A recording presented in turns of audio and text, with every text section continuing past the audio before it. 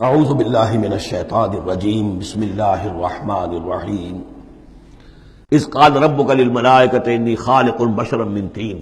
اب مصحف میں یہ آخری اور 7ویں مرتبہ یہ قصہ ابلیس و آدم آ رہا ہے، 7th time and the last time۔ جب کہا تھا آپ کے رب نے فرشتوں سے کہ میں بنانے والا ہوں ایک بشر من طین، ایک انسان بنانے والا ہوں مٹی سے، فَإِذَا سَوَّيْتُهُ، جب میں اس کی تخلیق مکمل کر لوں، درست کر دوں، ٹھیک بنا چکوں، نک سک سے درست کر دوں، اس کو فنیشنگ ٹچز دے دوں۔ تسویہ اس معنی میں آتا، تخلیق تسویہ۔ سبح اسم ربک الاعلی الذی خلق فسوی والذی قدر فہدی، تو تخلیق کے بعد تسویہ ہے، یہ وہاں انشاءاللہ اس کو تفصیل سے بات ہوگی۔ فَإِذَا سَوَّيْتُهُ، جب میں اسے پورا بنا لوں، وَنَفَخْتُ فِيهِ مِن رُوحِي، اور اس میں میں اپنی روح میں سے پھونک دوں، فَقَعُوا لَهُ سَاجِدِينَ، تو گر پڑنا اس کے سامنے سجدے میں۔ اب یہ روح ہی کو ضرور نوٹ کیجئے، اور فَإِذَا سَوَّيْتُهُ وَنَفَخْتُ فِيهِ مِن رُوحِي فَقَعُوا لَهُ سَاجِدِينَ، تو گویا کہ مسجود ملائک ہونا آدم کا اس روح ربانی کی بنیاد پر ہے۔ اس سے پہلے وہ آدم جو بھی کچھ ہے، جب تک کہ روح نہیں پھونکی گئی ہے اس وقت تک وہ مسجود نہیں ہے۔ اس کا رتبہ مقام جو بھی ہے وہ اس روح ربانی کی وجہ سے ہے جو اس میں پھونکی گئی ہے۔ فسجد الملائکۃ کلھم اجمعون، یہ آیت جو کہ تو پہلے بھی آ چکی ہے، کس قدر زور ہے، سجدہ کیا تمام فرشتوں نے، سب کے سب نے جمع ہو کر، اکٹھے ہو کر، الا ابلیس، نہیں کیا ابلیس نے۔ استکبر وکان من الکافرین، اس نے استکبار کیا، گھمنڈ کیا، اور وہ کافروں میں سے ہو گیا یا کافروں میں سے تھا۔ پہلے ہی سے اس میں کفر تھا، چھپا ہوا تھا، تکبر تھا، چھپا ہوا تھا، اب وہ کفر اور تکبر جو وہ سامنے آ گیا۔ جیسے منافقین کا نفاق غزوہ احزاب کے موقع پر ان کی زبانوں پر آ گیا۔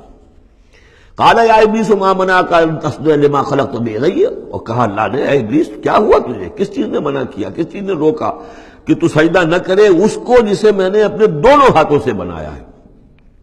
اب یہ یدیہ جو ہے یہ خاص طور پر قابل غور ہے، دونوں ہاتھوں سے بنانے سے کیا مراد ہے؟ یا تو قرآن میں ایدی بھی آتا ہے، اپنے ہاتھوں سے، ایدی نہ، تو وہ تخلیق جو ہم نے ان کے لیے جو بنائے ہیں، چوپائے بنائے، اپنے ہاتھوں سے بنائے ہیں، ہم لہا مالکون، یہ سورہ یاسین میں آ چکی۔ لیکن دونوں ہاتھوں سے بنانا میرے نزدیک اس کا مطلب یہ ہے کہ دو عالم جو ہیں، عالم خلق اور عالم امر، ان دونوں کو اللہ نے جمع کیا ہے آدم میں اور انسان میں۔ ایک ہی ہستی ہے اللہ، الا لہ الخلق والامر، خلق اور امر دونوں اسی کے ہیں، یہ دونوں عالم اسی کے تسلط میں ہے، اسی کی حکومت قائم ہے، امر پر بھی، عالم امر اور عالم خلق پر بھی۔ اب فرشتہ صرف عالم خلق سے متعلق ہے، اس کا اس عالم امر سے متعلق ہے، اس کا کوئی وہ حیوانی جسد نہیں ہے، اس کی کوئی بھوک نہیں ہے، اس کو کوئی پیاس نہیں ہے، اس میں کوئی نر اور مادہ نہیں ہے، ان کے کوئی جنسی جذبہ کچھ نہیں، عالم امر کی شے۔ باقی یہ جنات ہیں، ان کے اندر یہ سارا عالم خلق کی شے، ان میں روح کا سوال ہی نہیں۔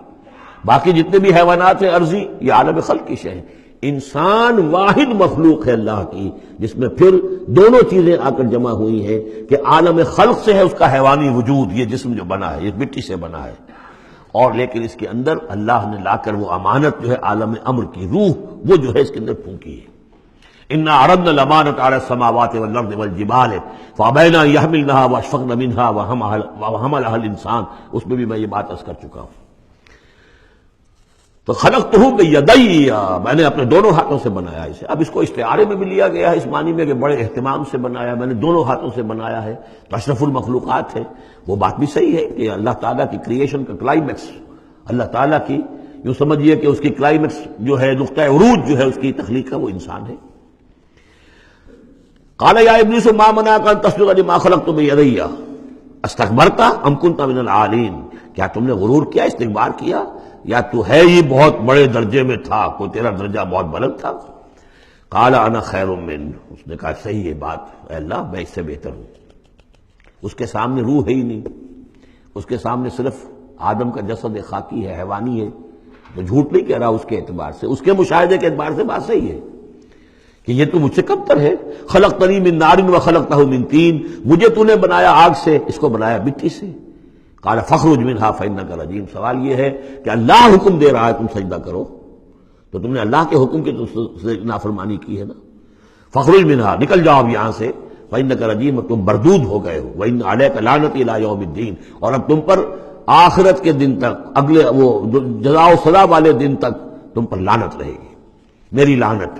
قال رب فانظرنی الی یوم یبعثون، اس نے کہا کہ پروردگار پھر مجھے ذرا مہلت دے اس دن تک جب کہ یہ دوبارہ اٹھائے جائیں گے، آدم اور اس کی نسل پوری کی پوری۔ قال فإنک من المنظرین، اللہ تعالیٰ نے اسی یعنی استحقار کے انداز میں ٹھیک ہے جاؤ تمہیں یہ دی گئی مہلت جو تم نے مانگا ہے، گرانٹڈ۔ الی یوم الوقت المعلوم، اس وقت کے دن تک جو معلوم ہے، طے شدہ ہے، یوم یبعثون جب آنا ہے اس وقت تک کے لیے تمہیں مہلت دے دی گئی۔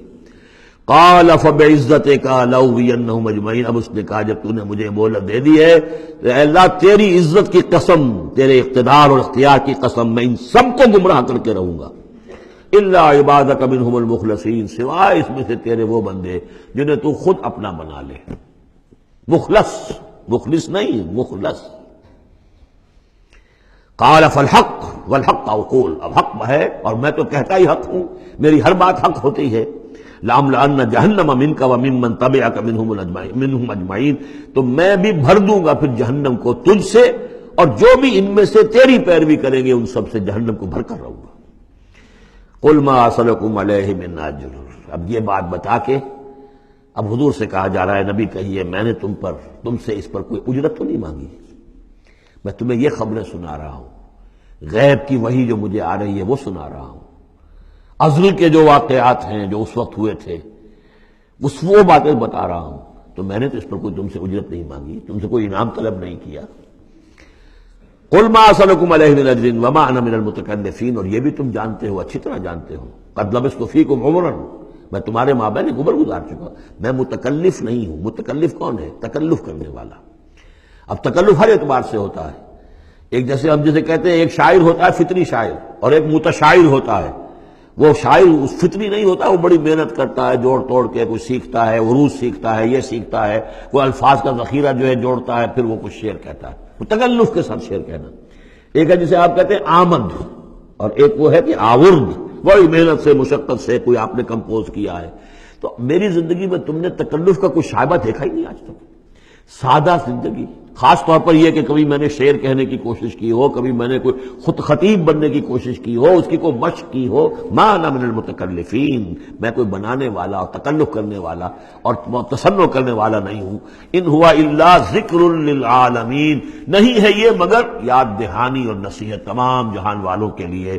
وَلَتَعْلَمُنَّ نَبَأَهُ بَعْدَ حِینٍ، اور اس کی جو خبر ہے، جو اس کا نتیجہ نکلنے والا ہے، جیسے سورۃ الطارق میں فرمایا انہ لقول فصل وما هو بالهزل، یہ فیصلہ کن بات بن کر آیا ہے قرآن۔ اب جو فیصلہ، جیسے کہ ہم سورہ بنی اسرائیل میں پڑھ چکے ہیں، وبالحق انزلناہ وبالحق نزل، ہم نے حق کے ساتھ نازل کیا اور حق کے ساتھ یہ نازل ہوا ہے۔ اب فیصلہ ہوگا، اسی کی ترازو میں قوموں کی تقدیریں تلیں گی اور فیصلے ہوں گے۔ جیسے کہ حدیث ہے حضرت عمر بن الخطاب سے رضی اللہ تعالی عنہ کہ حضور نے فرمایا ان اللہ یرفع بہذا الکتاب اقواما ویضع بہ آخرین، اللہ تعالیٰ اسی کتاب کی بدولت قوموں کو عروج پر پہنچائے گا اور اسی کو ترک کرنے کی وجہ سے قعر مذلت میں گرا دے گا۔ تو فرمایا وَلَتَعْلَمُنَّ نَبَأَهُ بَعْدَ حِینٍ، کچھ دیر کے بعد اس کی اصل خبر ان کو پہنچ جائے گی کہ اس کا نتیجہ کیا نکلتا ہے۔ یہاں وہ 5 صورتیں ختم ہو گئی ہیں اس دوسرے، بلکہ جیسا کہ میں نے عرض کیا تھا کہ یہ جو گروپ ہے چوتھا، یہ 13 صورتیں مکیات ہیں اس کے اندر، ان میں 5 ہیں یہ سورہ یاسین بالکل وسط میں، ان 5 میں 2 ادھر ہیں، دونوں الحمدللہ سے شروع ہوئی ہیں، سورہ سبا، سورہ فاطر، 2 ادھر ہیں سورہ صافات اور صاد، اس میں بھی صاد آیا ہے، صافات کے ساتھ اس کی مناسبت ہے۔ صدق اللہ۔